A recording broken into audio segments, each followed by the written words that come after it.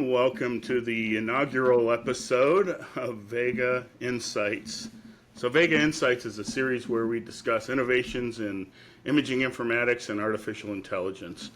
I'm Al Kappel, Director of Sales here at Vega Imaging Informatics, and with me today is Luke Bideaux, our founder and CEO.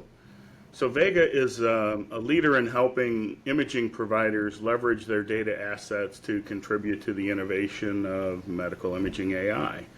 So, Luke, I was thinking, it seems hospitals and imaging centers are always concerned about their protected health information when sharing data, and, rightfully so, I guess, right?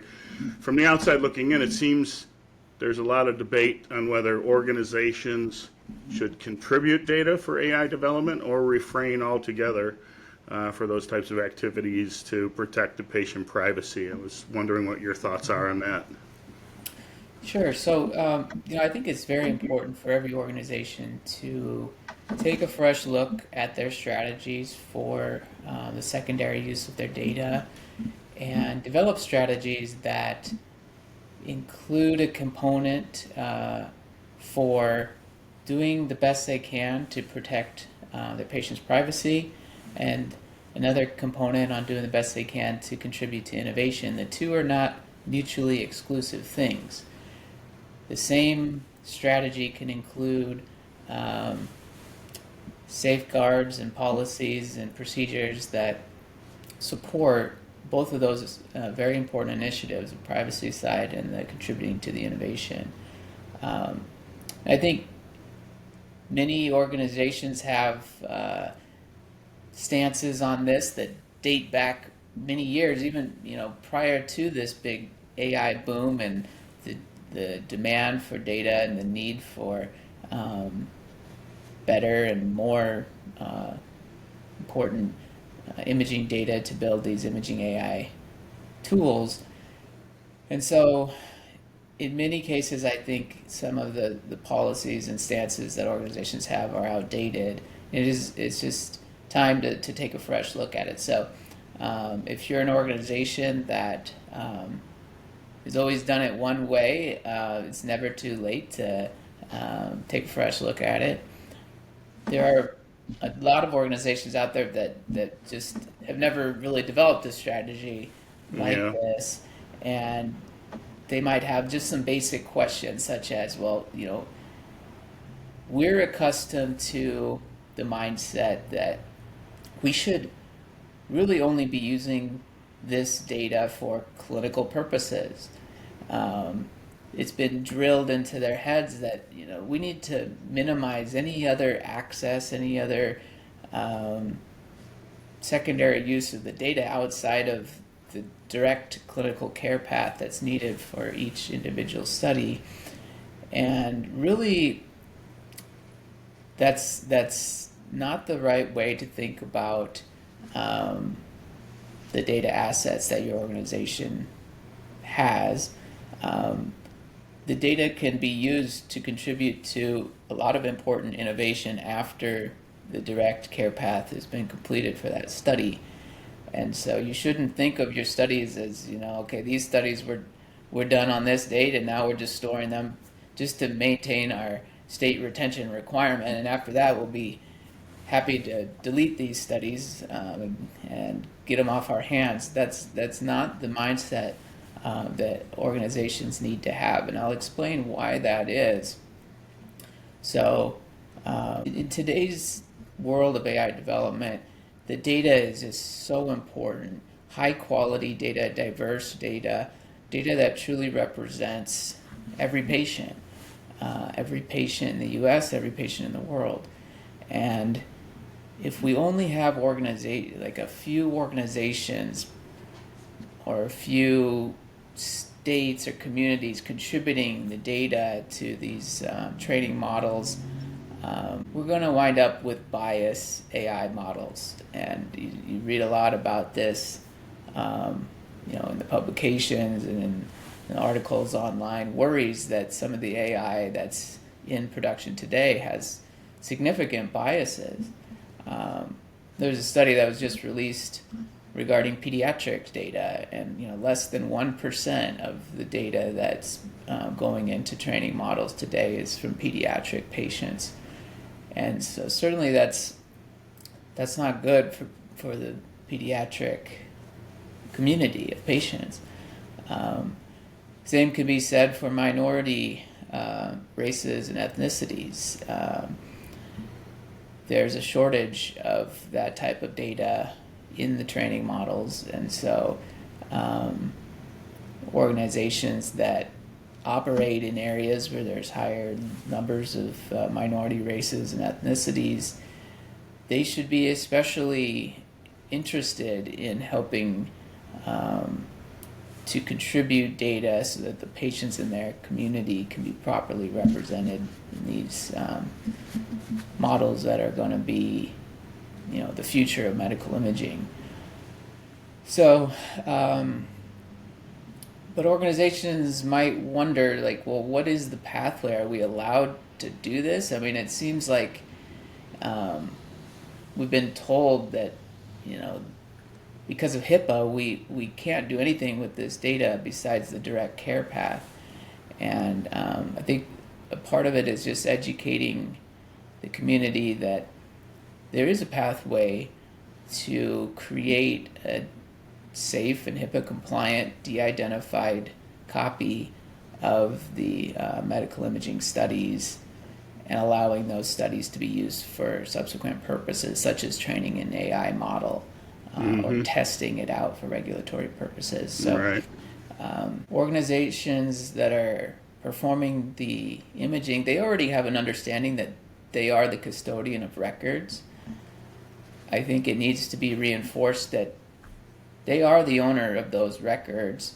It's not the patient, at least in the U.S. It's not the patient that owns those records. It is the imaging facility, and so we get questions all the time, regarding, well, don't we need to ask our patients for consent to create a de-identified copy, or don't we need to have them opt into this, or maybe put something out there where they would opt out? And the answer to all that is, when we're talking about the de-identified copy of the study, there is no need to get the patient's consent for that, or ask them to opt in or require an opt-out.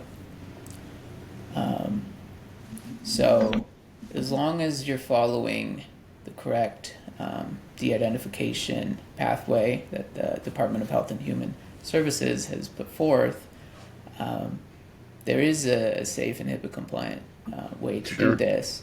And so it's important for organizations to understand, okay, so there is a pathway. How can we align our internal policies and strategies with what the government has allowed for and what the industry needs to make the biggest impact that we can on innovation in medical imaging. Yeah. I was thinking, not only de-identifying the data, but who is doing the work, right? What types of professionals are best suited to do this type of work?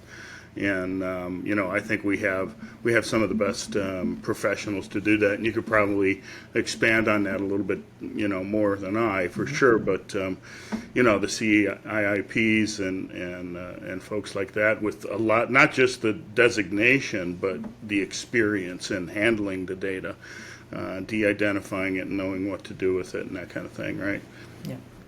Yeah. So I think the first thing we talked about is just making sure that your organization has a strategy in place. And part of that strategy should be, what types of resources should be involved in working on this type of work. Do the radiologists need to be involved? PACS administrators? Radiology administration? And if that means pulling people away from their primary job of doing the patient care, how are we going to fund this? How are we going to find the time to do it and everything? And for many organizations, the answer is to partner with a third-party company that specializes in this type of work. And so that's one thing that Vega specializes in, and we've been doing this longer than pretty much any data provider that I'm aware of in the U.S. And so we have the certified imaging informatics professionals with the expertise in data curation and de-identification, validation, and so forth. And we're able to structure these projects in a way where the workload is on us. There is a spirit of collaboration with the organization and transparency, but they have their own jobs to do. Everybody's pretty much stretched thin these days. And Yeah, so, exactly. There needs to be a partnership that respects everybody's time and puts the work effort on the specialists that are brought in to do these projects. Another thing is, even if you would want to try to save some money and do it yourself, you might find that you're setting yourself up for some trouble by trying to do it yourself. De-identifying and validating medical imaging data is much more complex than many other specialties in the medical field. Yeah, some people think, oh well, you get some software, you de-identify the data, it does the validation for you, and you're good to go. Well, it's not No, the case. could be further from the truth. Exactly. I'm not really aware of any one single tool that can do it all. You've got to address the metadata of every DICOM object, and the metadata is a challenge because first of all, there's so many tags in the header. Every tag needs to be handled differently. For instance, you can't just put the words value anonymize into a date and time field. It's the wrong VR, and so you're going to wind up breaking that DICOM object or making it incompatible with the downstream systems. And so you need to know what you're doing, and it gets pretty complex with transforming UIDs and hashing certain values and knowing which ones to map versus autofill or transform. So there's just so much complexity with the DICOM header. You need to really have a lot of experience and expertise in that. Then you have the pixel data, and there are tools that can do this work of identifying the areas in the pixel data that have PHI and try to redact it. What we've found is there's varying levels of accuracy with these tools. And without the proper validation tools, both at the metadata and the pixel levels, you're setting yourself up for problems there. If you're just relying on the tools and kind of crossing your fingers and hoping that they caught everything, it's nothing's perfect in this world, right? So it's important to not only consider the de-identification strategy, but also the validation piece to it. Then along with the DICOM objects, there could be other types of data elements that are needed for the project. Sometimes there's scanned documents, pathology reports, a reference spreadsheet that contains all sorts of data elements about the images. Could be radiology report, plain text that needs to be de-identified at scale. Could be dates and times that need to be shifted or de-identified according to the requirements of the project. So all this stuff, it requires a lot of expertise, to say the least. And every organization needs to, they might understand, okay, hey, we do have some valuable data assets here, both from the perspective of contributing to innovation and also just from a monetary perspective. Vega offers a very competitive monetary policy for our imaging facility partners that decide to do projects with us. So you understand there's value there, but if you're taking on so much liability by trying to do things yourself or cut corners, those liabilities could outweigh some of the benefits that you get from participating. And so to reduce the liability and to make sure that these projects are being done properly, a lot of times it does make sense to partner with an outside organization that specializes in this type of thing. Yeah, absolutely. No, and I know we've honed our and optimized our processes over the past 7 years using the best in breed tools and for the whole process and the validation and all that. But it really comes down to the people, right? The people using these tools and their expertise and so forth. And maybe you could tell us a little bit about the types of people that we have on staff to facilitate this stuff. Absolutely. So you're right. The tools are only as good as the people that are using them, I think. But also the people evaluating the tools and making the right selections. So Vega is not a software development company. I see that sometimes where there's sort of a mix between a company that's doing data curation, but they're also developing their own tools. Well, they think that they're saving money by building their own tools rather than having to pay all these license fees. Mm-hmm. But they're biased to their own tools, and they may not even see some of the holes in their tools that they have. Whereas with Vega, we evaluate the market. We're always looking for something that can give us a better edge, and so we put together what we think are the best of breed tool sets. And we are the ones that have the expertise in this area, so it's very easy for us to pick out the difference between a fancy sales spiel versus something that can really deliver a meaningful impact. And then configuring the tools and using them, we have certified imaging informatics professionals that have been doing this for many years.